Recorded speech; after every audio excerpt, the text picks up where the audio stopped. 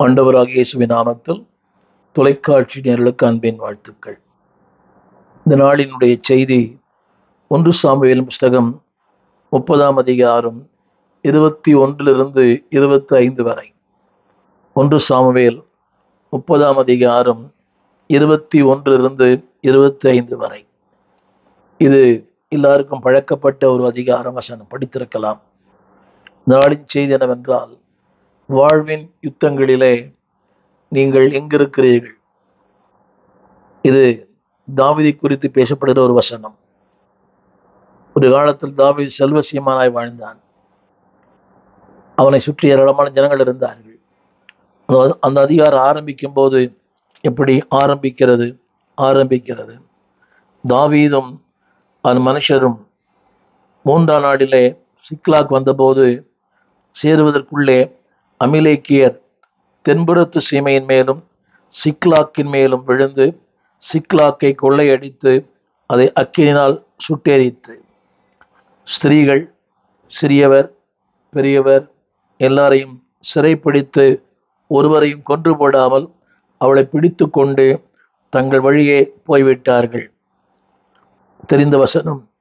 தாவீதும் அவன் மனுஷரும் அந்த பட்டணத்துக்கு வந்தபோது, இதோ அது அக்கினினால் சுட்டெரிக்கப்பட்டது என்றும் தங்கள் மனைவிகளும் தங்கள் குமாரரும் தங்கள் குமாரத்திகளும் சிறைப்பிடித்து கொண்டு போகப்பட்டார்கள் என்றும் கண்டான். 4ஆம் வசனம். அழுகிறதற்கு பலனில்லாமல் சத்தமிட்டு அழுதான். 6ஆம் வசனம். தாவீது மிகவும் நெருக்கப்பட்டான். என் செய்தி என்னவென்றால் 23 நான் சொல்லுகிறேன். அதற்கு தாவீது தன் சகோதரர் நோக்கி, கர்த்தர் நமக்கு தந்ததை நீங்கள் இப்படி செய்ய வேண்டாம். இதுதான் என்னுடைய செய்தி. கர்த்தர் தந்ததை நீங்கள் இப்படி செய்ய வேண்டாம். திரையில் பாருங்கள். கர்த்தர் தந்ததை நீங்கள் இப்படி செய்ய வேண்டாம்.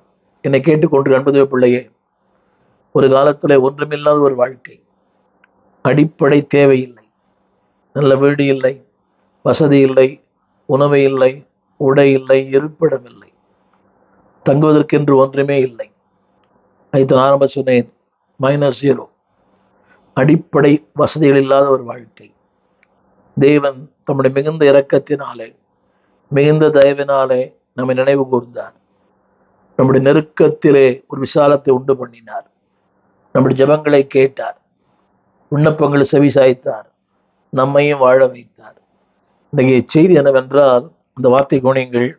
தாவீது சொல்லுகிற வார்த்தை தன் சகோதரை நோக்கி, மக்களை நோக்கி, கர்த்தர் நமக்கு தந்ததை நீங்கள் இப்படி செய்ய வேண்டாம். அன்பு தேவ பிள்ளைகளே, நீங்கள் செய்வது உங்களுக்கே நியாயமா இருக்கிறதா? தேவன் வாழ்வு தந்தார், வசதி தந்தார், மேன்மை தந்தார். இன்றைக்கு ஆலயம் இல்லை, ஆராதனை இல்லை, வேத பாடம் இல்லை, ஜபம் இல்லை, உபவாசம் இல்லை. மாறாக வசதி, வாய்ப்பு, ஆடம்பரம், ஷாப்பிங், 24 மணி நேரம் தொலைக்காட்சி, சீரியல், அல்லாவிட்டால் இந்த கைபேசி.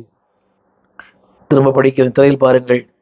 நீங்கள் இப்படி செய்ய வேண்டாம். கர்த்தருடைய நாளில் ஆலயத்தை விட்டு போறீங்களே, அன்னைக்குதான் பெண் பார்க்கறது, மாப்பிள்ளை பார்க்கறது, ஒயரிங் பண்ணுறது, பிளம்பர் வர்றது, அன்னைக்கு தான் பிரயாணம், அன்னைக்கு தான் புதுமனை புகுவிழா, எல்லாமே அன்னைக்கு. இப்படி செய்ய வேண்டாம். அது உங்களுக்கு மிகப்பெரிய ஆபத்து. நான் சொல்ல வந்த வசனம், அன்பானவர்களே, ஒரு காலத்தில் எல்லாவற்றையும் இழந்து போனீர்கள். லைஃப் ஆஃப் பாப்பர், ஒண்ணுமே இல்லாத ஒரு வாழ்க்கை. ஆனால் தேவன் எல்லாவற்றையும் திருப்பி தந்தார். ஒன்றுமில்லாத நிலையிலே தேவன் உதவி செய்தார். நீங்கள் இப்படி செய்ய வேண்டாம். இன்றைக்கு உங்களோடு பேசுகிறேன். திருச்சபைக்கு போகிற அன்பு தேவ பிள்ளைகளே, கர்த்தருடைய நாளில் அசட்டை பண்ணிட்டு வேலைக்கு போறீங்களே, கர்த்தர் அசட்டை பண்ணிட்டு பிக்னிக் போறீங்களே, கர்த்தர் நாளில் டூர் போறீங்களே குடும்பமா, அது ஏற்புடையதா? போங்க. எங்க போனாலும் கர்த்தருடைய ஆலயத்துக்கு வந்துருங்க. நீங்கள், திரும்ப சொல்லுகிறேன், கர்த்தர் உங்களுக்கு தந்ததை, உங்களுக்கு தந்த நேரம், உங்களுக்கு தந்த பணம், உங்களுக்கு தந்த வாழ்க்கை, உங்களுக்கு தந்த உயர்வு, இப்படி செய்ய வேண்டாம். ஒரு தேவன் என்ன செய்தார்? 21ஆம் வசனம். தேவன் என்ன செய்தார்? வசனம் சொல்லுகிறது, அன்பானவர்களே, அந்த 21 வாசிக்கிறேன். அதாவது எல்லாவற்றையும் அவர்கள் திருப்பி கொண்டார்கள். David recovered all. இழந்து போன செல்வம், இழந்து போன வாழ்க்கை, இழந்து போன நிம்மதி, இழந்து போன மகிழ்ச்சி எல்லாவற்றையும் தேவன் திருப்பி தந்தார். தேவன் எல்லாவற்றையும் திருப்பி தந்தாரே, நீங்கள் இப்படி செய்யலாமா? இதில் இன்னொரு வார்த்தை, அவனோடு இருக்கிறவர்கள் கூட பின்னிட்டு திரும்பினார்கள். யுத்தங்கள் வரும்போது கவனிகள், எல்லாரும் பின்னிட்டு போயிட்டாங்க. நான் சொல்ல வந்த செய்தி கருத்து என்னவென்றால், தாவீதின் யுத்தம் நம்முடைய யுத்தம். ஆனால் அந்த யுத்தத்திலே உங்களோடு கர்த்தர் இருக்கிறார். இதைத்தான் சொல்ல விரும்புகிறேன். கர்த்தர், நீங்கள் இப்படி செய்ய வேண்டாம். அவர் என்ன செய்தார்? உங்களை காப்பாற்றினார். 23, கர்த்தர் உங்களை காப்பாற்றினார். இரண்டாவது, உங்களுக்கு விரோதமாய் வந்திருந்த அந்த தண்டை உங்கள் கையில் ஒப்பு கொடுத்தார். எத்தனை போராட்டம், எத்தனை சக்திகள், எத்தனை எதிர்ப்புகள், எத்தனை ஏளனங்கள். திருமறை சொல்லுகிறது, அது ஒரு வார்த்தை, எல்லாவற்றையும் உங்களுக்கு விரோதமாய் வந்திருந்த எல்லாவற்றையும் அவர் உங்கள் கையில் ஒப்பு கொடுத்தார். ஒரு ஆமீன் சொல்வீங்களா? ஒரு அல்லேலூயா சொல்வீங்களா? எல்லாவற்றையும், இழந்து போன வாழ்வு, இழந்து போன கிருபை, இழந்து போன ஊழியம், இழந்து போன தரிசனங்கள் எல்லாவற்றையும் ஒப்பு கொடுத்தார். நாளின் செய்திடவென்றால், இந்த வாழ்க்கையின் யுத்தத்திலே நீங்கள் நான் செய்ய வேண்டிய காரியம் என்ன? இது ஒரு நீண்ட, நம்முடைய வாழ்க்கை என்பது ஒரு நீண்ட யுத்தம். யுத்தங்கள் இல்லாத நாட்கள் இல்லை. ஒவ்வொரு ஊழியருடைய வாழ்க்கையிலேயும், விசுவாசியின் வாழ்க்கையிலே யுத்தங்கள் உண்டு. யுத்தங்கள் இல்லாத வாழ்க்கை இல்லை, யுத்தங்கள் இல்லாத ஊழியர்கள் இல்லை. ஒருவேளை நீங்கள் வெளித்தோட்டத்திலே பார்க்கும்போது அவர்கள் சிறப்பானவர்களாக இருக்கலாம், அவர்கள் வசதியாக இருக்கலாம். ஆனால் யுத்தம் இல்லாத ஊழியங்கள் இல்லை, யுத்தம் இல்லாத குடும்பங்கள் இல்லை. விசுவாசியின் குடும்பங்களிலும் உண்டு, அது ஊழியரின் குடும்பங்களிலும் உண்டு. ஆனால் அந்த யுத்தத்திலே நம்மோடு இருக்கிறவர் ஆண்டவர். இருப்பது மட்டுமல்ல, அவர் ஜெயம் கொடுக்கிறார், அதிலே ஜெயமெடுக்க நமக்கு உதவி செய்கிறார். நாளின் செய்தி இதுதான். இந்த முதல் குறிப்பு என்னவென்றால், இந்த யுத்தத்திற்கு தேவையானது என்ன? திரும்ப சொல்லுகிறேன், யுத்தங்கள் எப்படி வேண்டுமானால் வரலாம். யார் மூலமாய் வரலாம். பிள்ளைகள் மூலமாய், கணவன் மூலமாய், மனைவி மூலமாய், உறவுகள் மூலமாய், உணர்ச்சிகள் மூலமாய், சூழ்நிலைகள் மூலமாய் யுத்தங்கள் வரும். சில யுத்தங்கள் தானாய் வருவது, சில யுத்தங்கள் நாம ஏற்படுத்தி கொள்வது.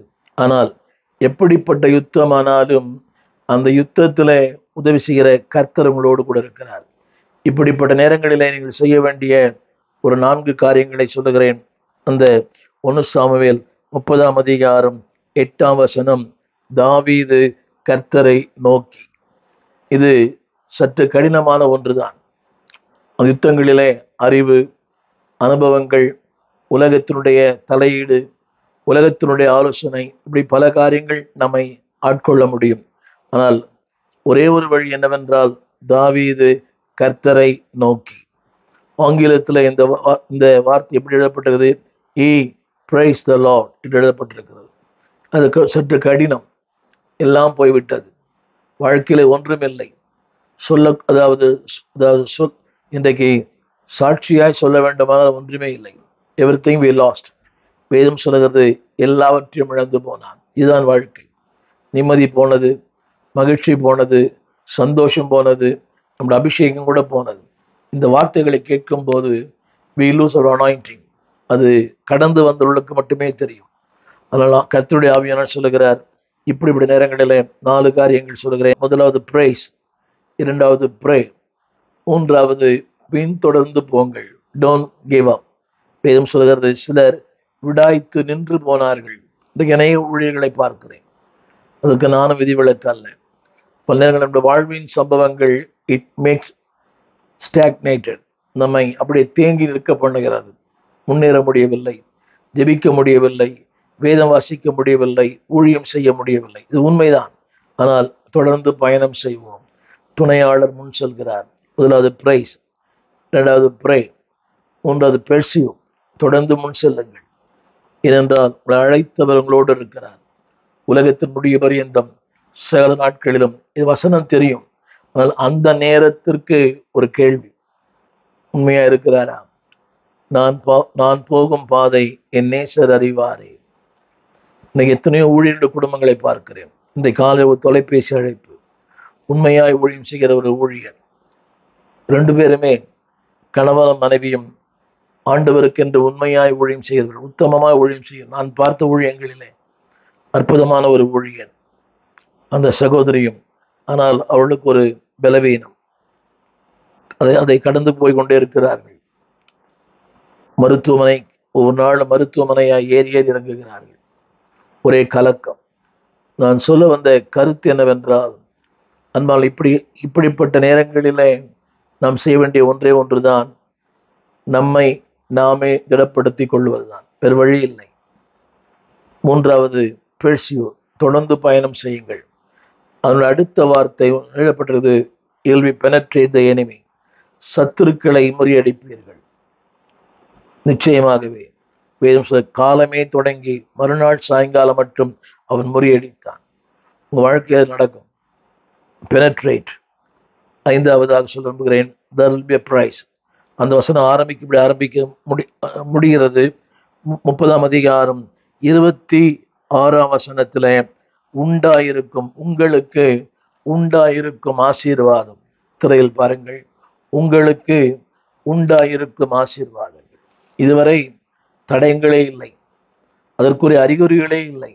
தேவன் சொல்கிறார், உங்களுக்கு உண்டாயிருக்கும். It is a affirmation.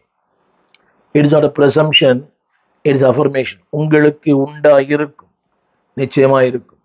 என்னை கேட்டுக்கொண்டு அன்பு தேவ பிள்ளைகளே, இந்த செய்தியை கேட்கிற நீங்கள் எந்த சூழ்நிலையில் கேட்கிற எனக்கு தெரியாது, எப்படிப்பட்ட நிலையில் நீங்கள் கேட்கிறீங்க எனக்கு தெரியாது, உங்கள் மனதின் ஆழத்தை நான் அறிய முடியாது. ஆனால் ஆவியானவர் சொல்லுகிறார், உங்களுக்கு உண்டாயிருக்கும். அது எப்படியா?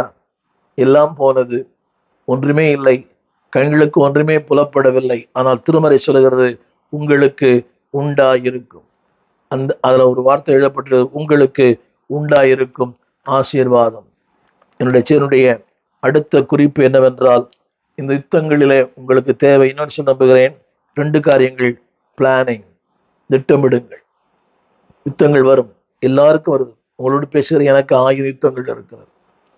சொல்லக்கூடிய சொல்லக்கூடாத, உள்ளான வெளியான, அதாவது மேற்கொள்ள முடியாத யுத்தங்கள்லாம் இருக்கிறது.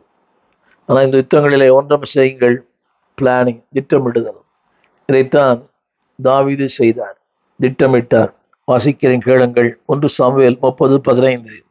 தாவீது அவனை நோக்கி, நீ என்னை அந்த தண்டினிடத்திற்கு கொண்டு போவாயா என்று கேட்டதற்கு, கவனியுங்கள், 14ஆம் வசனம். அங்கே சொல்லப்பட்ட வார்த்தை, நாங்கள் கிரேத்தருடைய தென்புறத்தின் மேலும் யூதாவுக்கு அடுத்த எல்லையின் மேலும் காலேபுடைய தென்புறத்தின் மேலும் படையெடுத்து போய் சிக்லாக்கை அக்கினியால் சுட்டெரித்து போட்டோம் என்றான். தாவீது அவனை நோக்கி, நீ என்னை அந்த தன்னிடத்திற்கு கொண்டு போவாயா? இங்கே சொல்லுகிற உங்களுக்கு புரிய நினைக்கிறேன். நாங்கள் இங்கே சொல்லப்பட்ட வார்த்தை, தென்புறத்தின் மேலும் எல்லையின் மேலும் காலேபுடைய தென்புறத்தின் மேலும் படையெடுத்து போய் சிக்லாக்கை அக்கினினால் சுட்டெரித்து போட்டோம்.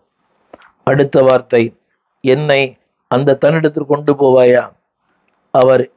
அதற்கு அவன் சொன்னான், நீர் என்னை கொண்டு போடுவதில்லை என்று என் எஜமானின் கையிலே ஒப்புக் கொடுப்பதில்லை என்றும் தேவன் மேல் ஆணையிடுவீரானால் உம்மை அந்த தன்னிடத்திற்கு கொண்டு போவேன். இது எவ்வளவு பெரிய காரியம், யோசித்து பாருங்க. யுத்தத்திற்கு உள்ளே போகிறது கடினம். திரும்ப திரும்ப we want to try to escape. நீங்களும் நானும் அதிலிருந்து தப்பி விலகுவதற்குத்தான் விரும்புகிறோம், ஆனால் அதற்குள்ளே போக விரும்புவதில்லை.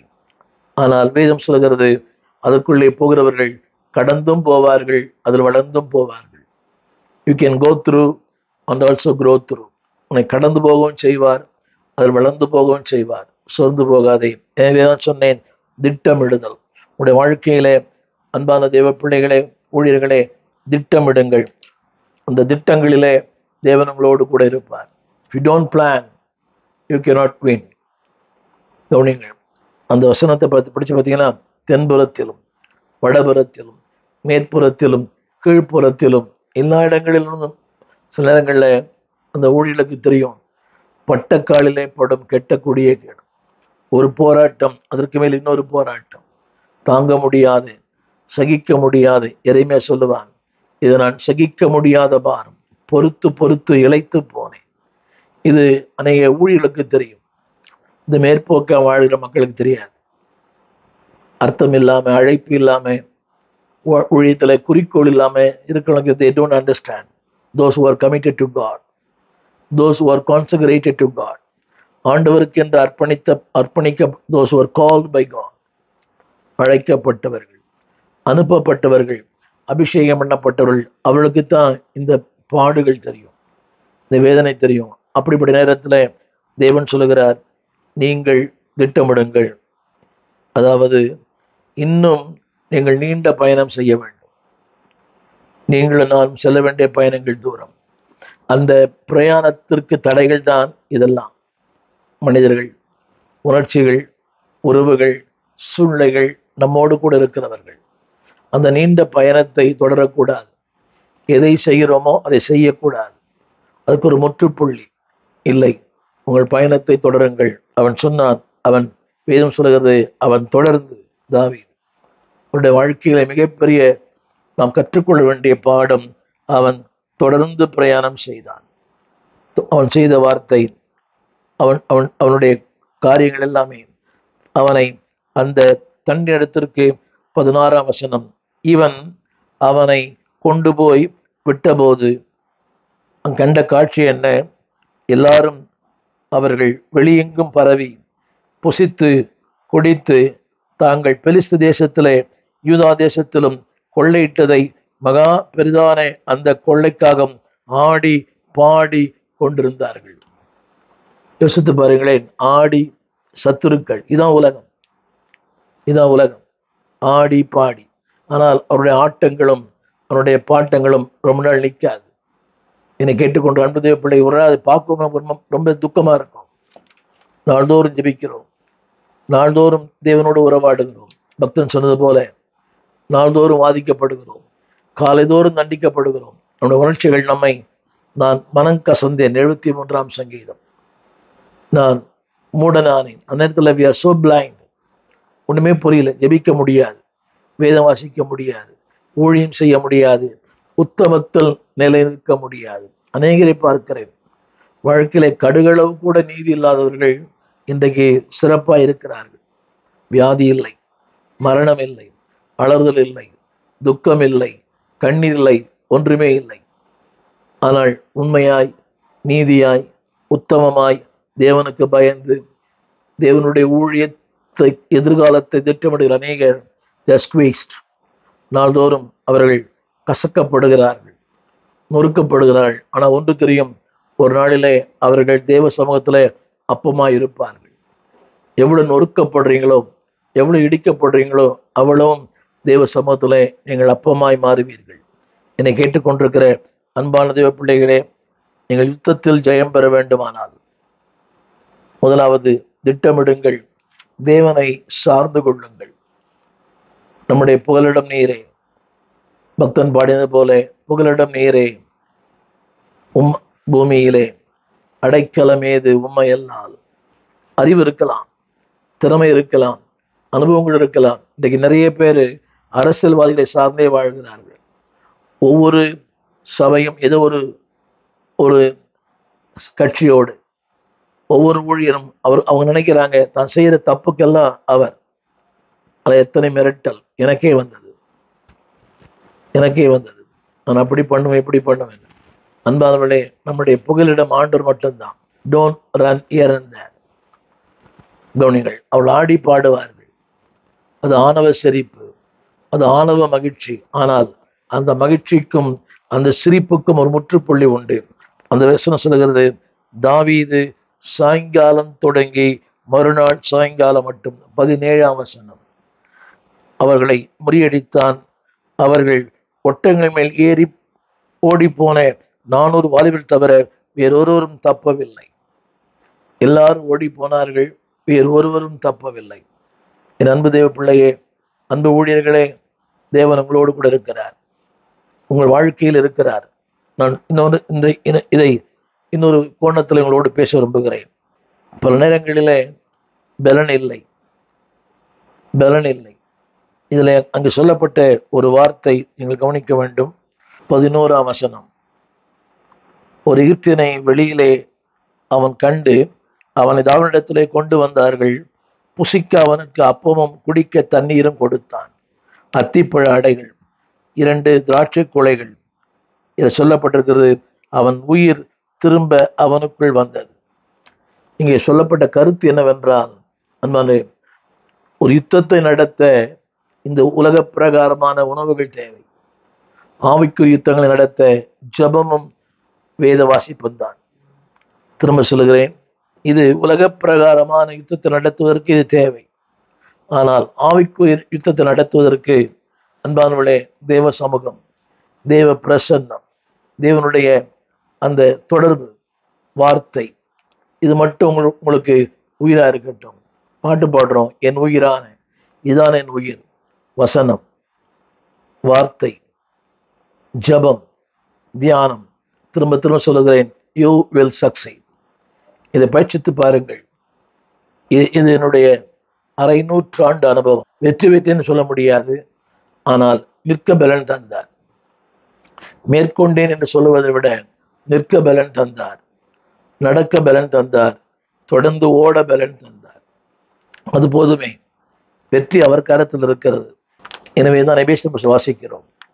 அந்த நம்முடைய யுத்தத்திற்கு என்னெல்லாம் தேவை இந்த நாளிலே. அன்பானவர்களே, இது இன்னொன்று சொல்ல விரும்புகிறேன்.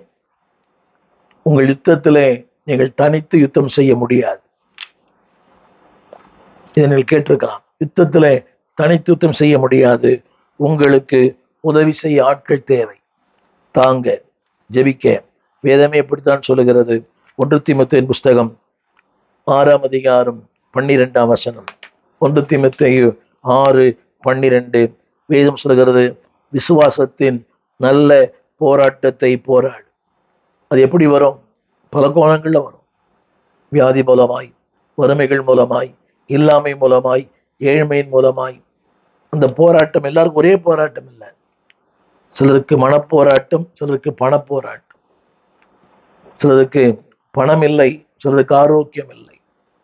ஏதோ ஒன்று, யாருக்கோ ஒரு போராட்டம் இருக்குது. ஆனால் அந்த வசனம் சொல்லுகிறது, அதற்காகவே நீ அழைக்கப்பட்டாய். எவ்வளவு பெரிய காரியம்! போராடுவதற்காகவே நீ அழைக்கப்பட்டாய். ஊழியத்திற்கு அழைக்கப்பட்டோம் என்பது வேறு, போராடுவதற்காக அழைக்கப்பட்டோம். ஒரு போராட்டம் போச்சு, இன்னொரு போராட்டம். அது ஊழியர்களுக்கு தெரியும். இன்றைக்கு மெகா சபையின் போதகர்கள் நம்ம நினைக்கலாம், அவங்க இவ்வளவு பெரிய சபையின் போதகர் இருக்கிறார்கள். நாள்தோறும் அவள் சந்திக்கிற புதிய புதிய பிரச்சனைகள், புதிய புதிய போராட்டங்கள், புதிய புதிய வில்லன்கள், புதிய புதிய வில்லிகள் நாள்தோறும். அந்த வேதம் சொல்லுகிறது, இதற்காகவே நீ அழைக்கப்பட்டாய். என் அன்பு ஊழியர்களே, போராடி என் நெஞ்சமே புகலிடம் மறந்தாயோ, பாராளும் இயேசு உண்டு பதறாத என் மனமே. பாடுவது ரொம்ப சுலபம், அதை சொல்லுவது சுலபம். அந்த சூழ்நிலையை கடந்து போவது மிக கடினம். போராடி என் நெஞ்சமே, அலைகடல் நடுவினிலே அமிழ்ந்து போகின்றாயோ, கரம் நீட்டும் இயேசுவை பார், உன்னை கரை சேர்த்திடுவார். அன்பு தேவ பிள்ளைகளே, இதை தீர்க்க தரிசனம் உங்களுக்கு சொல்லுகிறேன். பதறாதே. இங்கே நான் சொல்ல வந்த கருத்து என்னவென்றால், தனித்து நீங்கள் யுத்தம் செய்ய முடியாது. உங்களுக்கு உதவி செய்ய ஆட்கள் தேவை. தாங்க, ஜெபிக்க, ஆலோசனை கொடுக்க. நிறைய பேர் நினைக்கிறாங்கன்னா, ஐ கேன் மேனேஜ். இல்லை. வசந்த படிச்சு பாருங்களேன். தாவீதுனுடைய அந்த வெற்றிக்கு ஒரு வாலிபன் காரணமா இருந்தான். இதுவும் சொல்லுகிறது, அந்த பிள்ளை ஆண்டான். இத்தனைக்கும் அவன் ஒரு வேலைக்காரன். வேதம் சொல்லுகிறது, அவன் வியாதிப்பட்டவன், அவன் நிஜமானால் கைவிடப்பட்டவன். ஆனால் கர்த்தர் அவனைத்தான் பயன்படுத்துகிறார். திரும்ப சொல்லுகிறேன், பிள்ளையாண்டான், யங் மேன், வியாதிப்பட்டவன், கைவிடப்பட்டவன். பல நேரங்களிலே God use only little things. ஆண்டவர் அற்பமானவைகளை கொண்டுதான் அற்புதங்களை செய்கிறார். நம்ம யாரை அற்பம் நினைக்கிறோமோ அவங்களே ஒரு நாள் அற்புதமா மாறிடுவாங்க. Don't despise anybody. யாரையும் அற்பமாய் எண்ண வேண்டாம். தமிழில் சொல்வது போல சிறு திரும்பும் பல்குத்துவதும். அது அதனுடைய எதற்காக சொல்லப்பட்டது தெரியாது. Even small things that's a great blessings. உடைய வாழ்க்கையிலே யாரையும் உதாசீனப்படுத்த வேண்டாம். வேதம் சொல்லுகிறது, இதற்காகவே அழைக்கப்பட்டாய். அது மட்டுமல்ல, அநேக சாட்சிகளுக்கு முன்பாக உன்னை கர்த்தர் நிறுத்துவார். God will prove you. அநேக சாட்சிகளுக்கு முன்பாக. அதில் ஒரு வசனம் எழுதப்பட்டிருக்கிறது, 1 தீமோத்தேயு 6:12. பலமுறை படித்திருக்கிறீர்கள். அநேக சாட்சிகளுக்கு முன்பாக உன்னையே சாட்சியாய் நிறுத்துவார். அநேகருக்கு சாட்சியாய் நிறுத்துவாய். நிச்சயம் சொல்லியிருப்பேன், உங்கள் பலவீனங்கள் அநேகரை பலப்படுத்துவதற்கான ஒரு பாடம். நீங்கள் ஒரு டெக்ஸ்ட் புக். அன்பானவர்களே, நீங்கள் கடந்து போகிற அந்த பாதை is a lesson for those who are in weak. தள்ளாடுகிற, நலிந்து போன, சோர்ந்து போன, உற்சாகம் இழந்த, ஒழித்து விட்டு போன அநேக ஊழியர்களுக்கு உங்கள் வாழ்க்கையே ஒரு பாடம். எனவேதான் அந்த வழியை உங்களை நடத்துகிறார். இங்கே சொல்லப்பட்ட வார்த்தை அநேக சாட்சிகளுக்கு முன்பாக. இங்கே சொல்லப்பட்ட வார்த்தை, நீ அறிக்கை பண்ணுகிறவனாய் இருப்பாய். எதை அறிக்கை பண்ணுகிறாய்? வெற்றியை, வாழ்வை, அனுபவங்களை. நண்பு தேவ பிள்ளைகளே, இன்றைக்கு ஒருவேளை நீ கூனி கூறியிருக்கலாம். A day will come, God will use you as his voice. அவருடைய வார்த்தையை, அவருடைய வல்லமையை, அவருடைய சாட்சியை அறிக்கை பண்ணுகிற மகனாக உன்னை கர்த்தர் மாற்றுவார். நீ அறிக்கை பண்ணுகிறவனாய் இருக்கிறாய்.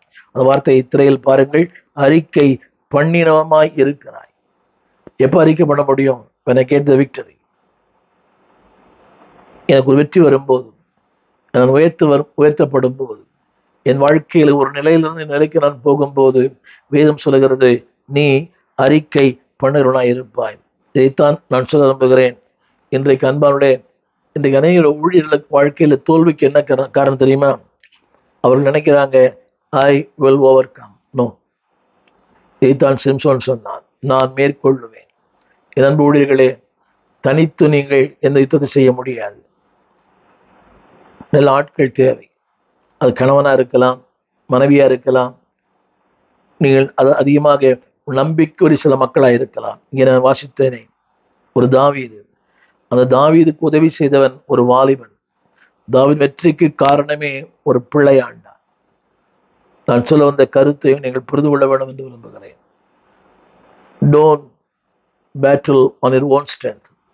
உங்கள் சொந்த பலத்தால். உங்களுக்கு அறிவு இருக்கலாம், அனுபவங்கள் இருக்கலாம், நீங்கள் மிகப்பெரிய மெகா சபையின் போதராக இருக்கலாம். But you cannot win.